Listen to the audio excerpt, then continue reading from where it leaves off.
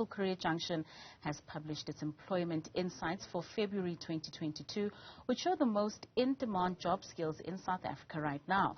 The insights report replaces CareerJunction's previous job supply and demand index, taking a more detailed look at job sectors in the country that are currently hiring and which positions are most sought after. The report is based on comprehensive data gathered from the same group South Africa, where around 5,000 of the country's top recruiters, both agencies and employers, advertise their positions to millions of registered job seekers. Joining me now is Paul Newman, the Operating Director of Michael Page Africa. Paul, thank you so much for your time and thank you for joining us on Newzroom Afrika. It's my pleasure. Thank you for having me. Now, we are seeing the top 10 skills that are most sought after when it comes to hiring, especially for young people in the country. Can you take us through those skills? Yeah, look, I think to just give some context in terms of Michael Page, we're obviously a middle management to executive for a kind of a technical recruitment firm, It comes a little bit challenging when you step out, obviously out of school or just finished your degree or some sort of formal education to go out there and find a job, which is, there's a lot of job seekers out there with not necessarily as much jobs. But if we look at a more of a broad general type of expertise in the areas that we kind of focus on, certainly what we've seen over the last few years, steadily, particularly in the information technology space, is where there's the biggest amount of opportunities. And that's across a broad range of skills within information technology, anything from software development and different languages within that, so Java, SQL, C#, and various others, as well as data analysis, data warehousing, BI development, security, or more so cybersecurity is also quite big at the moment, as well as telecoms and networking within telecoms. So those are various subsectors within the technology space that we've seen have been steadily climbing over the last few years, but certainly since the pandemic started, has been accelerated, particularly because, everybody is a lot more connected and a lot more working from home and on Zoom meetings and digital meetings. So there's a massive need for technology, and that's certainly increased quite a lot. On the other hand, there's always a big need for sales skills, technical sales skills, and that ranges everything from sales executives, key account managers, and technical sales, and from entry level right up to even the most senior person in the business is usually still involved in the sales element, and it's a big kind of responsibility.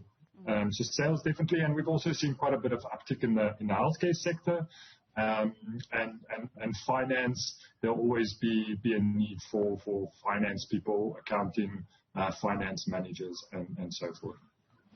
Speaking of finance and accounting, there does seem, though, to be a scarce skill supply within that sector. Yeah, certainly. And unfortunately, what we're also seeing is that there's a big need globally, and we're seeing a lot of people exiting South Africa for lucrative offers across the globe, which exacerbates the need in South Africa and contributes to the even more skill shortage, unfortunately. Now, a lot of the times we are seeing a lot of young people coming out of school, be it high school or even universities, without the right skills for them to be able to be absorbed within the working spaces and the right industries that they need to find themselves in. Are we looking at maybe incorporating or rather finding synergy between the schooling system as well as the workplace in order for them to be able to speak to each other so that young people are able to find the right skills or have the right skills when coming into the workplace? Yeah, I mean, that's definitely will be a big solution to, I think, a lot of problems that we do have. I know, since I've been at school, it's been been a debate about, are we focusing the right amount of time on the right subjects, spending a lot of time and stress and homework and just your time into subjects that you might never use when you step into the working world.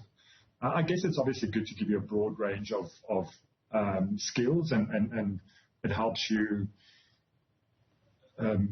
prepare yourself for the broader job market, and you can then find out what you're really passionate about. But I certainly agree that the more we can have business talking to our education sector and vice versa, it'll be a big contributing factor to alleviating some of this unemployment issues that we do have.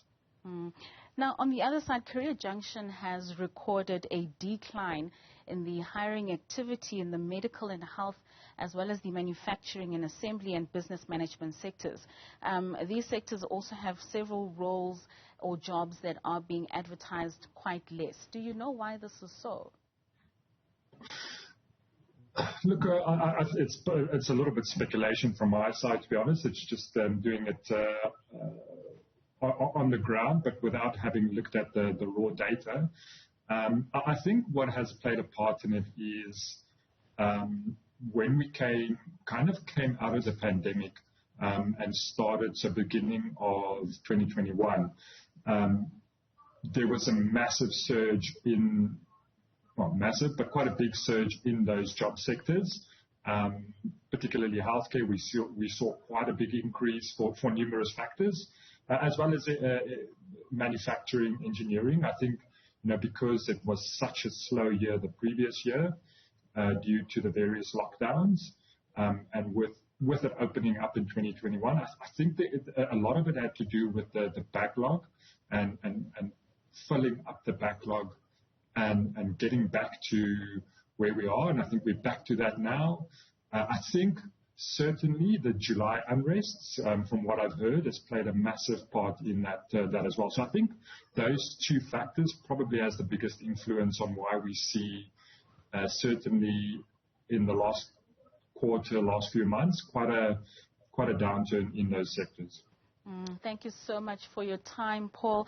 That was Paul Newman, the Operating Director of Michael Page Africa, giving us a breakdown of some of the skills, the top 10 skills that are needed in order for us to be able to access the job sector. Now, after the break, we stay around the jobs issue, as a new charter launched this week has put forward that 15 million jobs need to be created for Africa by 2025.